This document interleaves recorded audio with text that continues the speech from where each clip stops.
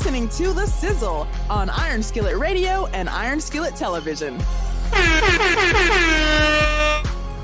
You know what it is. You know who it is. It's The Sizzle here on Iron Skillet Radio, Iron Skillet Television. We are the hottest talk in the 219. We are the hottest sports talk anywhere on the planet.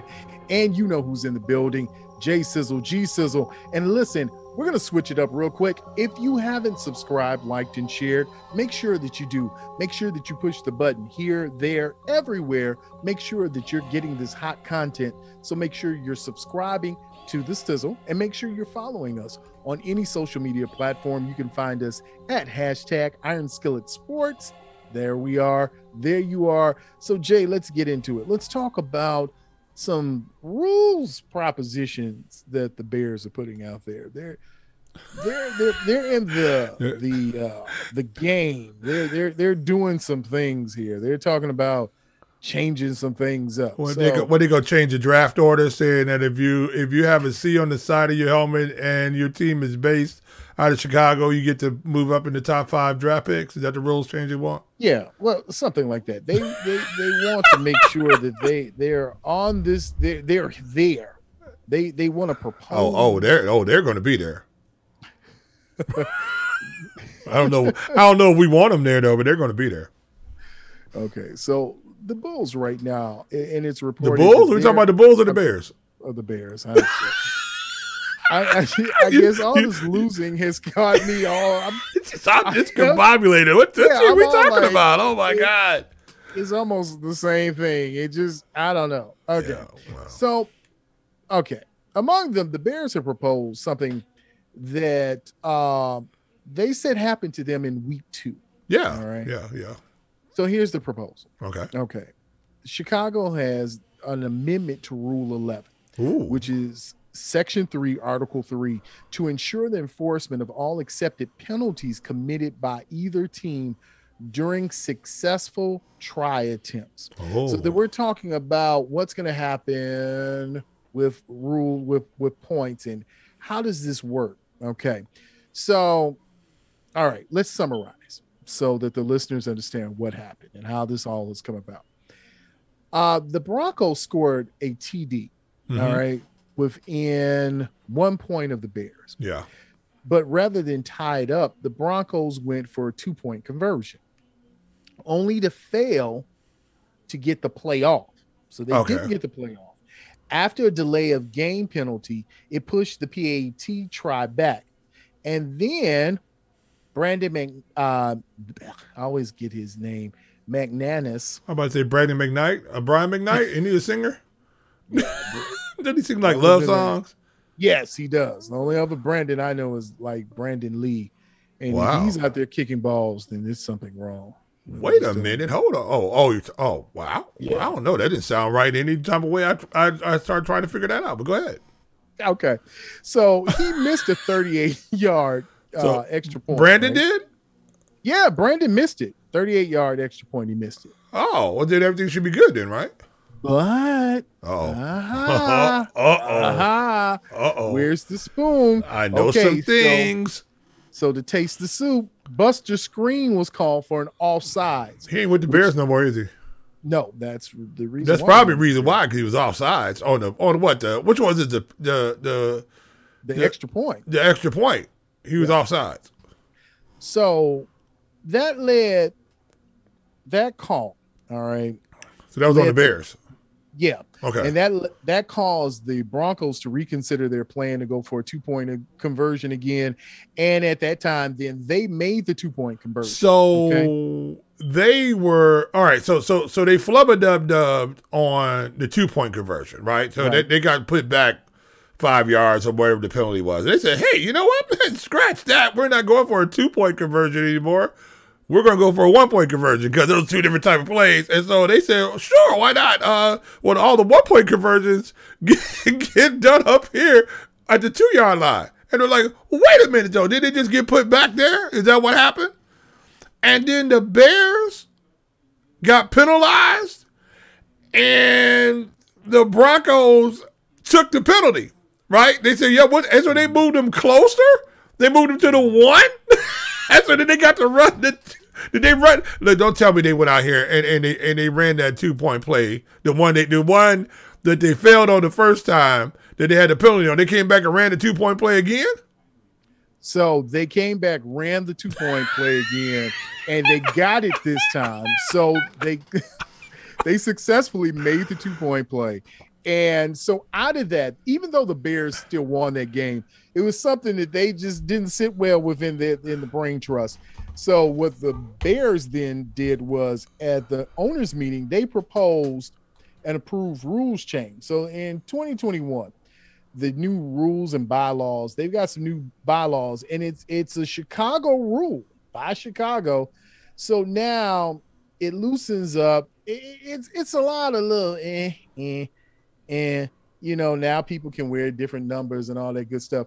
But to make a long story short, what kind of numbers can you wear? What can you do? Well, you can wear your old college number. They don't have the restrictions on. Some players. Oh, so a defensive lineman can wear like number 5. Right. The no fun league's about to get fun. They got the video screen down there where they can all run up there and get the poses and they all can do the dance and they can all do like swimming. Mm-hmm. You know what I'm saying? Mm-hmm. They can do all that, but before you can do that. Yeah, so it's a new rule change. Well, they've loosened up restrictions on jersey numbers. So, you could see running backs, receivers, tight ends, linebackers, and defensive backs now wearing single-digit numbers. Okay, let's give an example. Allen Robinson, in his college days, wore the number 8. Okay. So that was his favorite thing at Penn State. And you could have let's say like Jalen Johnson. He wore number 1. Okay. When he was at Utah. And even Eddie Jackson wore the number 4 at Alabama. So, it's stuff like that. Now, I don't know if Roquan is going to go back to number 3. I don't know if I like that or not, though. Okay. I don't know. I think the tradition of the NFL is important.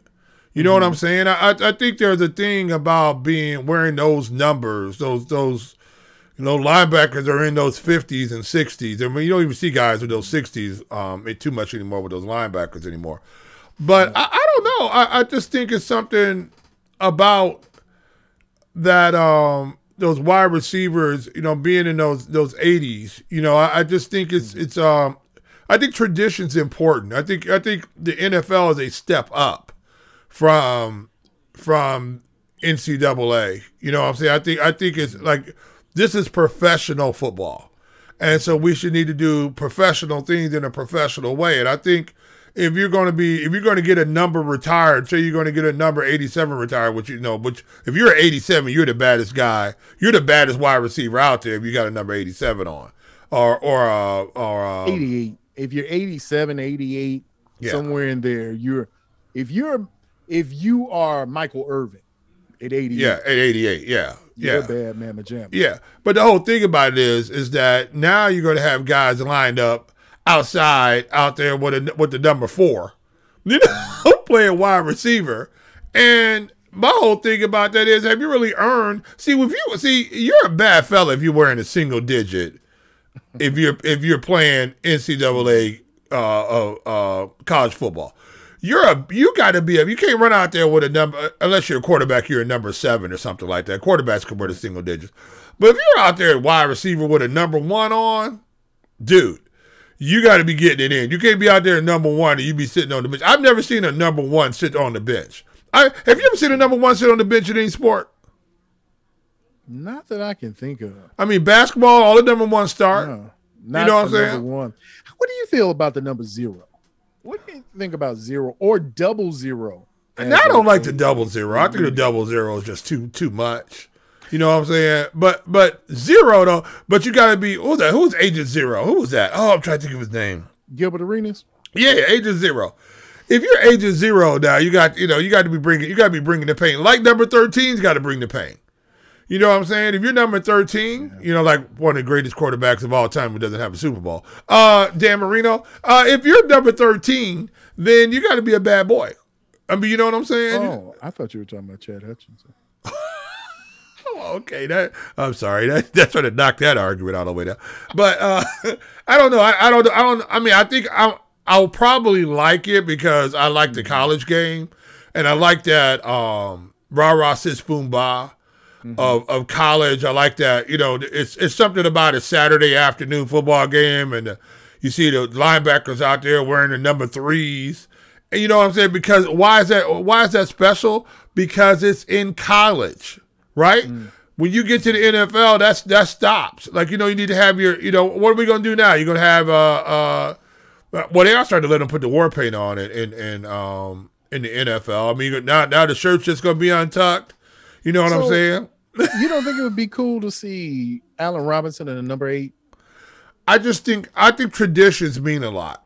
And I think if you're a pro football player, there's a certain way you're supposed to handle yourself. And I think your colleges get away with stuff because it's still amateurs playing the game, regardless that they're making money for the institutions.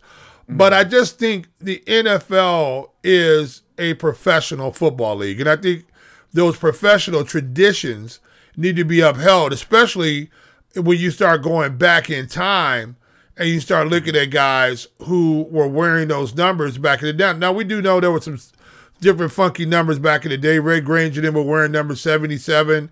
They were running with the football. But once we talk about in the late, in the 1960s or so, where you start getting the numbers pretty much set in stone of who was going to wear what, I think there's a certain, what can I say?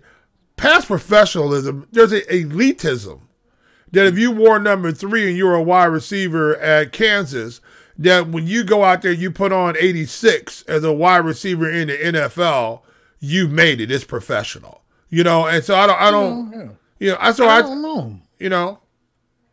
I don't know where I stand with it, but I know for some players, and I know this. We're talking about sports psychology now. Yeah. For some players, a new number brings about a new or renewed vision for them. It remakes them. It puts them in a different space. I know Derrick Rose always talked about that when he went from number 1 to number 25 to honor Benji. But yeah, he said, it remakes them in their own mind, and you don't have to hunt after that number again.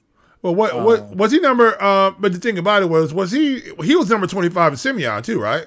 Yes. Well, yes. And that's why it connects like that. He was given that number 1 because he was that number 1 pick for the Chicago Bulls, but he didn't get a chance to pick his 25. He wanted to wear his 25 because that's what he was wearing. Did he wear 25 when he was at Memphis? Yeah, Memphis. Trying to remember that. I don't remember if he did or not. I don't remember his number there, but I have to look that up. When it comes to numbers, for some reason I like to see receivers in low numbers. I don't know why.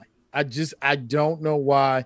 I think it would be really cool for Allen Robinson, because I think Allen Robinson needs a makeover. Did he get made over with a whole bunch of money? I mean, how much more of a makeover do you need? He got his, what they franchise tagged him, right? If I remember that correctly, because there's so much nonsense going on with the Bears. I have no idea who's even playing half the time. But he got paid. I mean, I understand. Woe is me, or whatever the situations you got going on out there, but you're getting paid a boatload of money. Now, you are putting your health at risk. You are putting sometimes even your life, your well-being at risk. We know guys who got severely injured. We know we got CTE going on. But at any point in time, you don't want to play, you can do just what Alex Smith said. He made his comeback. He came back and he said, you know what? That was enough. I made it back. I made it all the way back. I actually played. And White probably looked at him and says, what else do you need to prove? You've got enough money. And it was just like, yeah, you're right. I mean, I made it back. I almost lost my leg in the process, but I made it back. You know what I'm saying? So the whole thing is that you're still getting paid if you're an upper level NFL player. Now, some of these guys are getting paid, league minimum to go out there and get blasted. Maybe that's not worth it for a long period of time. But even with that, though, that's enough money that if you invest it right, you can get your immediate family, and maybe not your whole family, but you can get your immediate family set up for a lifetime. Right. So let's go, before we get ready to get out of here, let's close it out with getting some clarity for the listeners. So Derrick Rose did wear number 23 at Memphis. Okay. He wore number 1 at Chicago and at Cleveland, and wore number 25 for Minnesota and for the Knicks. Oh, okay. Well, all right. Well, he's bouncing his numbers all around, so, you know. Yeah, he can spread it out. So, you know, it's, I mean, the numbers are important, guys. I know it is, but professional leagues are professional leagues. They're professional leagues for a reason. You know what I'm saying? And I don't. I mean, they want to make sure they're wearing their chin straps in the right place and their socks all the way pulled up. And, you know, I don't want the guys coming out there and their socks are down by their ankles. You know, like they play in college. I don't want to see that in the pros, because there's a special. You're elite. If you make a professional football team, you are elite, especially in the NFL. And I think there's a certain professionalism that needs to be. I think, you know, you are role models. You know, and I think I mean, not that the number's going to make that much difference by being a role model, but I like, you know, let's leave the rah-rah for Saturday, and then let's leave the big boy play for Sundays. Okay, so let's break it right here. And when we come back in our next segment, we're going to talk about, what do you think about players wearing numbers of other great players? So if a new player comes in and he gets a great's number, can a Hall of Famer bequeath his number to another player?